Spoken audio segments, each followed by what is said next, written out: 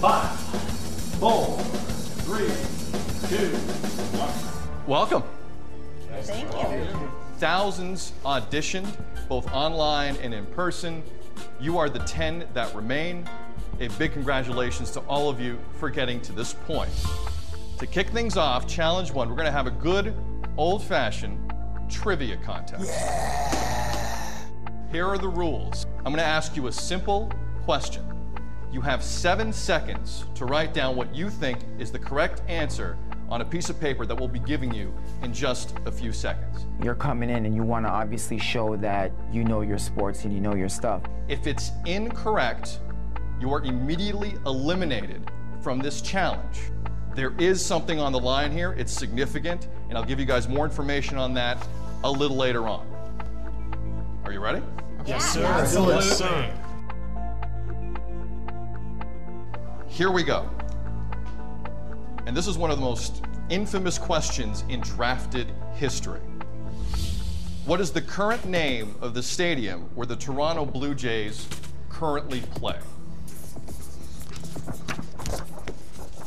Stop your writing, please reveal.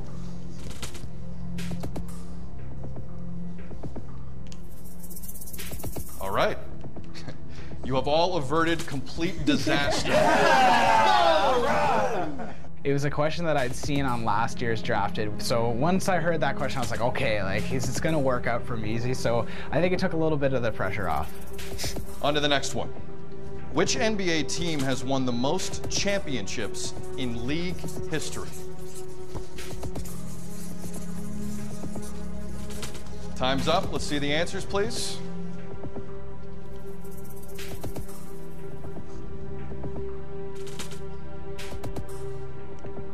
The correct answer is Boston Celtics. Everyone except Kareem and Lonnie got it right. Guys, just stay where you are. The competition continues for 8 of you. Immediately as I turned the card and I looked at my other contestants, I go, you blew it. On to the next question. Who is the only baseball player to have his number retired in every major league ballpark? Time's up. Please reveal your answers.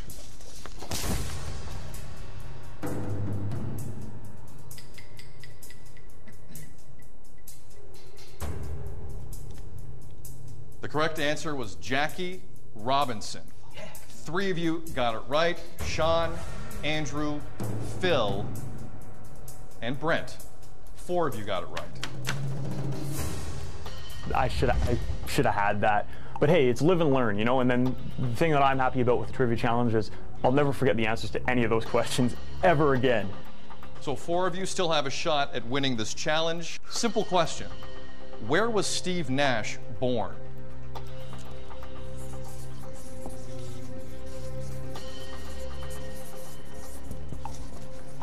Time's up. Answers up, please. I realized I'm out of it, but I just wanted to, you know, because thought I knew the answer.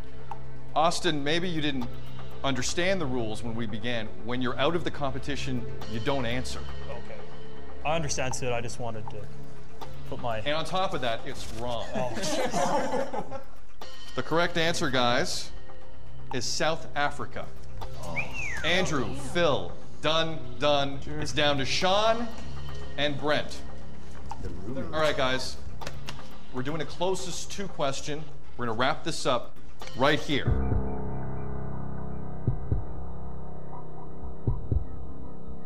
Sean and Brent, here we go. Question is, how many consecutive games did Cal Ripken's streak last?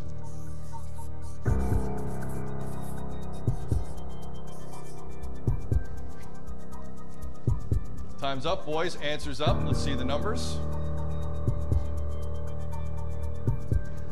I don't need help from the back for this one. The correct answer is 2,632. Yay! Congratulations, Brett. Sweet. Felt really good, and just to get not necessarily a leg up, but maybe gain a little, you know, okay, he knows his stuff on some of these things. Again, you win early bragging rights, but there is also something very tangible with that relating to the next challenge. Okay. Again, I'm going to get to that in just a second. Let's talk about that next challenge. And my heart just drops like, okay, we're just bouncing from things now. Like there's no time to enjoy this. Quick poll. Who here has ever worked with a teleprompter? Few of you. Here's the deal. All of you will have to read a sponsored promo on our prompter for Gillette's new Fusion Pro Glide, turning shaving into gliding.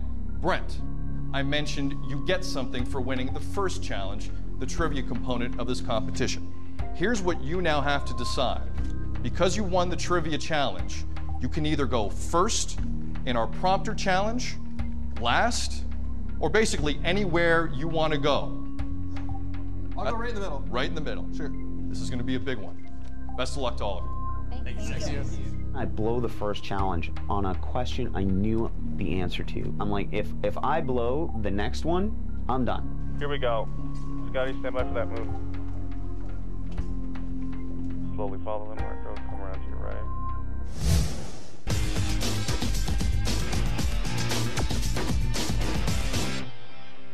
I was just sitting, like we were sitting in our marks or whatever, and I look over, I'm like, that's Rick the temp.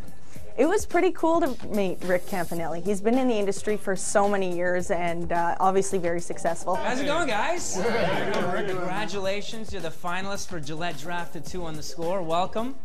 Once again. Rick the Temp, someone I actually grew up with since like his Much Music days. I didn't know him, but like turning on Much Music when there was only Much Music, no MTV or anything like that. But I'm gonna be here to helping you guys. I'm gonna help sculpt you and transform you into, well, the next sports broadcaster here at the Score. You know, 15 years ago, I was in your same shoes, the exact same position, just down the street here at another network. So let's talk about this first challenge. The teleprompter read. I still struggle with this challenge. No, what was the first time you did a teleprompter? The first time I did a teleprompter read was 5 years ago. I came from Much Music where it's all ad-libbing off the cuff. You know, we get to play off another person beside you. You get to play off the audience. So working with a teleprompter is probably, for me, one of the hardest things. Do you have any questions before we get to this challenge? Let's say you do mess up, you just keep going, right? You have to, because someone at home sees you stopping, screwing up, your career could be over with. And I know you're gonna be reading, but you don't wanna come across like you're reading. You wanna be yourself, you wanna know the story, and I'm here to help you guys. I'm your friend. I'm not judging you. I'm here for you. If I can help you out in any way, please, okay? He's seen everything. So if there's one person who you're gonna take information from and use it, you know, it definitely would be him. That's it, guys. I'll let you do your thing, okay? Good luck. My intention to meet with Greg again was to really just clear the air. I just wanted to clear the air. The air just got thicker, and it may have even made my situation worse. I don't know. Hey, Lonnie. Hey. How are you? I was called out of a meeting that you wanted to see me. I didn't want to call you out of a meeting or anything like that. I just, look, I mean, that's the heaviest conversation I've had with anybody in this business in like 10 years. I feel sick. Mm-hmm. I keep going over in my head again and again who I talked to, what I could have said, how I could have gotten back to you.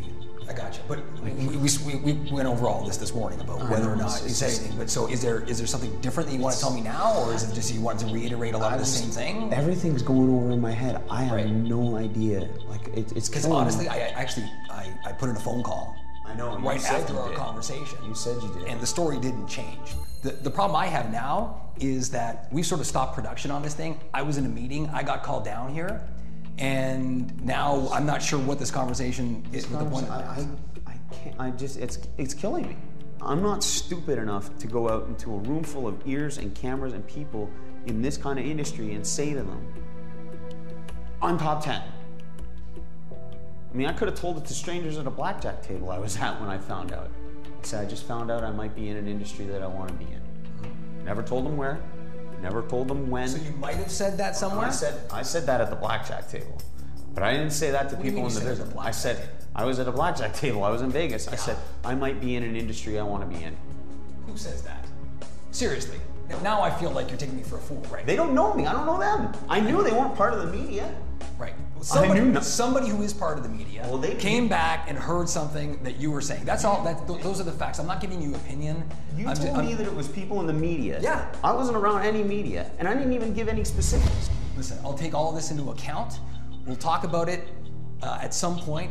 You got to regroup. You got to get yourself together. You got to do some challenges. And if you butcher the challenges as a direct result of that, you can't use that as an excuse. I want to be here for you. Okay. We'll talk. Okay, thanks.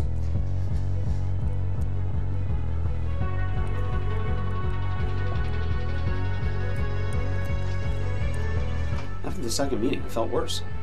I didn't know I could feel worse. I felt worse. So here I am getting hammered away by the boss for a second time in one day, and I'm not even hired yet.